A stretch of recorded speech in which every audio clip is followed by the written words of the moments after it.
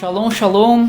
Essa semana estamos em uma dupla porção, a Parashá Nitzavim, que quer dizer de pé, e a Parashá Vayeler, que quer dizer e ele vai.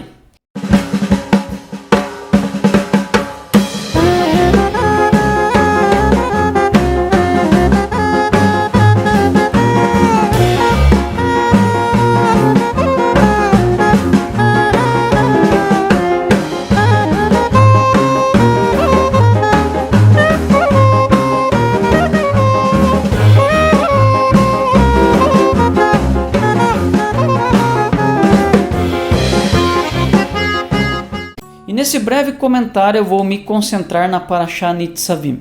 A Parashá Nitzavim vai de Deuteronômio capítulo 29, verso 10, até o capítulo 30, verso 20. Essa Parashá é um exemplo muito forte de como que a Torá ou o Pentateuco nos traz instruções sobre o futuro do povo de Deus, o futuro do povo de Israel. Se você ler essa porção, verá Deus firmando o pacto do Sinai novamente com o povo, só que com o povo em Moabe e não em Horebe. Isso antes deles entrarem na terra de Canaã.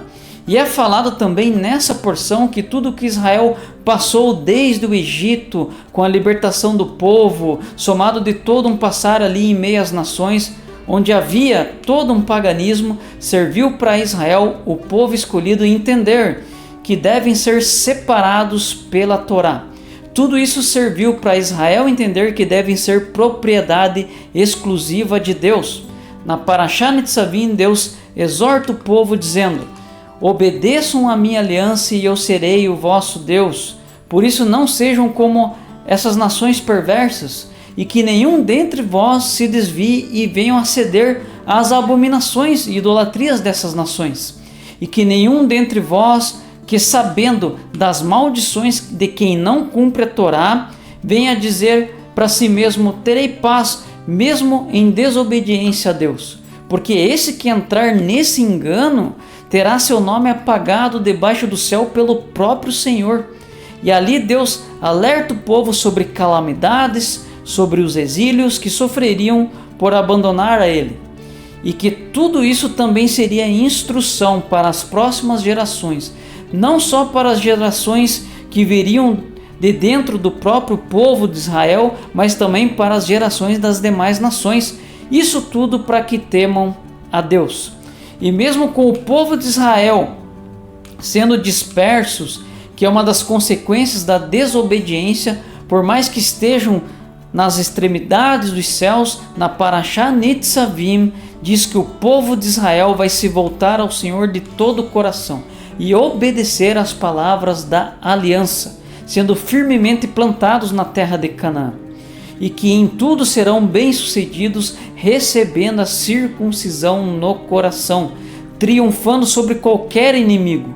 E quem vai receber as maldições da Torá ali no caso, então, serão todos os inimigos que se levantarem contra o povo de Israel. O interessante é que, se analisarmos esse tipo de retorno, em sua plenitude ele ainda não ocorreu. Claro que Deus chamou de volta o seu povo dos exílios da Babilônia, a Síria. Deus também chama de volta o seu povo, reunindo novamente desde 1948 na terra de Israel. Então a profecia de Deuteronômio capítulo 30, que diz que os judeus serão ajuntados das nações, já possui pequenos cumprimentos ali durante a história, mas como algo muito parcial. Por exemplo, vemos os dispersos da casa de Israel que sofreram durante a Inquisição sendo despertados para Techuvá. Então isso está em curso, se cumprindo também em nossos dias, o que é muito relevante. No primeiro verso de Deuteronômio 30 temos uma indicação de uma futura redenção que será plena daí no caso, pois diz que ela ainda acontecerá. Um dos sábios do povo de Israel, Arbabanel, baseado nesse início de Deuteronômio 30, no primeiro verso, onde diz que vai acontecer ou acontecerá, citou que esses eventos profetizados na Parashá Nitzavim ainda estão destinados a serem cumpridos. Pois, analisando com sinceridade, é nítido que esses eventos ainda não foram realizados plenamente.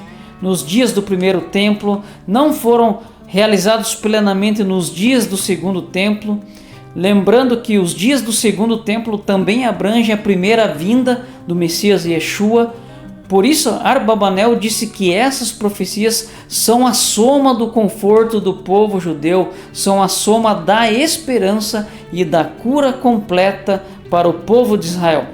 Sabemos que o único que é capaz de trazer essa grande redenção final para o povo é o Messias. Um dos sábios de Israel, o Nachmanides, dizia que tem uma circuncisão que Deus fará no coração do povo de Israel, que será uma circuncisão onde a inclinação para o mal será totalmente removida. No Talmud Shabbat 151b diz que estes são os dias de Mashiach, nos quais não há mérito nem culpa, pois nos dias de Mashiach não haverá desejo do mal ou para o mal. Então aqui se refere a uma profecia futura. Mas aí pensamos, o Messias Yeshua já veio, e Baruch Hashem por isso, pois com sua vida e obra expiatória Yeshua selou as profecias. Essa primeira vinda do Messias com as datas exatas é citada claramente pelo profeta Daniel, sendo por isso impossível que outro além de Yeshua Nazareno seja o Messias. Yeshua veio no tempo determinado por Deus. Com sua vida e obra expiatória, ele selou a visão e a profecia. E por isso, sem falha, todas as profecias que ainda não se cumpriram, se cumprirão. E com o retorno do Messias Yeshua na sua segunda vinda, aí sim acontecerá esse tipo de circuncisão enfatizada pelos sábios na Parashá Nitzavim, que também se refere ali a Geulah, que é a grande redenção final. Yeshua se manifestou como homem em um tempo único na história, há cerca de 2000 anos, e com sua vida e obra expiatória o próprio Deus inaugurou através do Mashiach um novo tempo no que se refere ao seu reino, estabelecendo por intermédio de Yeshua Messias uma nova aliança profetizada por Jeremias, que tem como base sim todas as alianças anteriores, que tem como base a Torá de Moisés e os profetas de Israel, mas que também é uma aliança superior, que confirma as Escrituras, confirma o Tanar, que escreve as palavras desta aliança no coração do seu povo. Nessa nova aliança também é estabelecida uma nova liderança, que traria os frutos respectivos para Deus. Essa nova liderança se refere aos apóstolos, todos judeus, sendo essa uma liderança mundial, que claro, representa primeiramente a Israel, pois Deus não rejeitou o seu povo, mas essa também é uma liderança para as nações, que estão sendo enxertadas em Israel, de uma maneira jamais vista através da obra do Messias Yeshua. Hoje trabalhamos para que os fundamentos apostólicos e proféticos sejam restabelecidos no corpo do Messias, para voltarmos como corpo ao padrão de Deus estabelecido no primeiro século, padrão que vemos no livro de Atos, só que outra parte da liderança religiosa judaica e parte do povo de Israel no primeiro século, nos tempos de Yeshua e dos apóstolos, tropeçaram na pedra que deveria ser fundamento para eles. E esta pedra é o próprio Yeshua, o Messias. Claro, muitos do povo de Israel creram no primeiro século, milhares e milhares, e também em todos os tempos. Judeus vêm recebendo essa revelação de Yeshua como Messias, mas como podemos ver na Parashá Nitzavim, acontecerá um tipo de circuncisão que ainda não aconteceu com o povo de Deus. Acontecerá essa grande redenção final, que está atrelado com a profecia de Êxodo, capítulo 6, versos 7 e 8, que diz: Eu vos tomarei por meu povo e serei vosso Deus, e sabereis que eu sou o Senhor vosso Deus, que vos tiro de debaixo das cargas dos egípcios.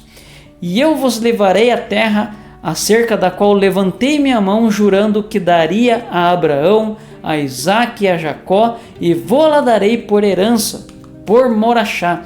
Então aqui esse termo que Deus diz, eu vos tomarei, é a primeira menção do arrebatamento na Torá, onde Deus está dizendo que tomará o seu povo e os levará para a terra de Canaã.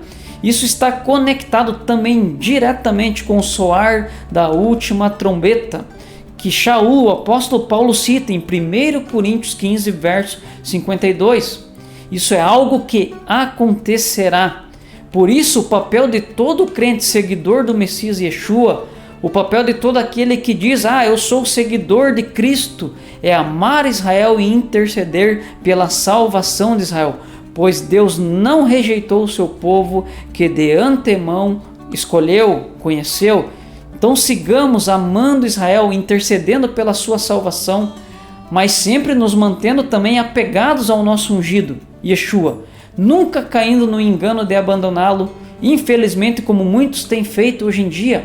Devemos nos manter no Messias Yeshua, obedecendo os mandamentos de Deus, obedecendo os mandamentos de Yeshua, que são os mandamentos de Deus, preservando a Torá de Moisés em nossas vidas, caminhando em santificação, crescendo nesse relacionamento íntimo com o Pai, com Deus, crescendo nesse conhecer a Deus, buscando essa estatura do varão perfeito, pois aí estaremos sim conquistando dia após dia essa tal herança, essa morachá, e aí sim estaremos apressando o retorno, a segunda vinda do Messias Yeshua. Yeshua fará retornar a glória a Sião, como diz na Mishneh Torah, Lei dos Reis e Guerras 11:1, diz assim, o Melech HaMoshiach, o Rei Ungido, está destinado a surgir e restaurar o reino de Davi, a sua glória de outrora, a sua soberania original. Então Yeshua, ele fará retornar a Shekhinah do eterno a Sião. Ele reunirá os dispersos de Israel. Continuando para fechar agora com esse trecho de Mishneh Torah, Lei dos Reis e Guerras 11:1. Diz também assim: quem não crê nele, no Mashiach, ou não antecipa sua vinda, nega não só os outros profetas, mas também a Torá e Moisés, pois a Torá testifica a seu respeito. Deus devolverá seu cativeiro e terá compaixão de você. Ele vos reunirá novamente entre as nações. Mesmo que sua diáspora esteja nos confins dos céus, Deus o reunirá a partir daí e os trará para a terra.